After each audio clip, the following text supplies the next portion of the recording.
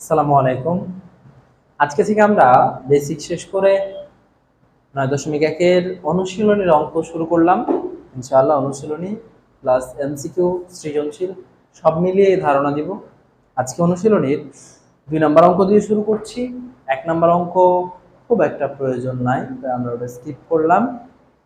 আমরা 2 থেকে একদম সিরিয়ালি সবকটা অঙ্ক দেন এমসিকিউ এবং গুরুত্বপূর্ণ সৃজনশীলগুলো সলভ করবো ইনশাআল্লাহ।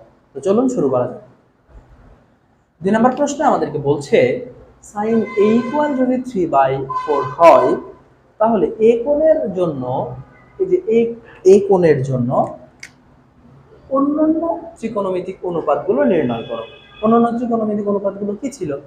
sin এর পরে ছিল cos, tan, cot, sec, cosec, এগুলোই তো। চলুন তাহলে আমরা কিভাবে উত্তর করব? উত্তর দেওয়া আছে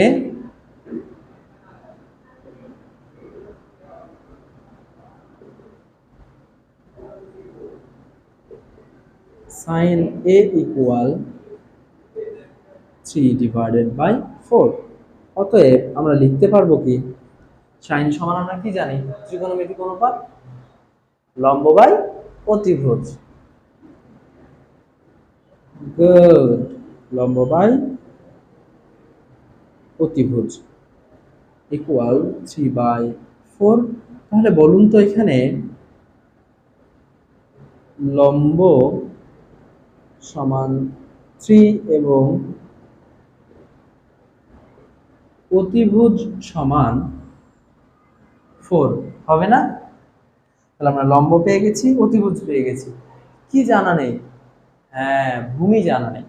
তাহলে আমরা ভূমি থেকে বের করবো স্যার? ভূমি বের করব, আমরা ভূমি বের করব পিথাগোরাসের উপপাদ্য থেকে। তাহলে এখানে আমরা লিখব, আমরা জানি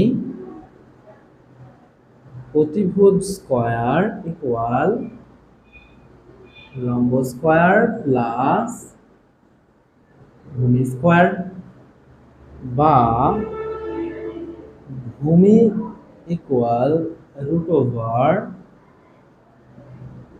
অতিভুজ স্কয়ার মাইনাস লম্ব স্কয়ার। তাহলে দেখেন √ওভার অতিভুজ স্কয়ার, অতিভুজ কত আছে বলেন তো? 4 স্কয়ার মাইনাস লম্ব কত আছে? 3, তার মানে 3 square equal √over 16 minus 3 equal 9 equal √over 7। আচ্ছা, তাহলে আমরা sin a থেকে লম্ব, অতিভুজ এবং ভূমির মান √7 এটা পেয়ে গেলাম।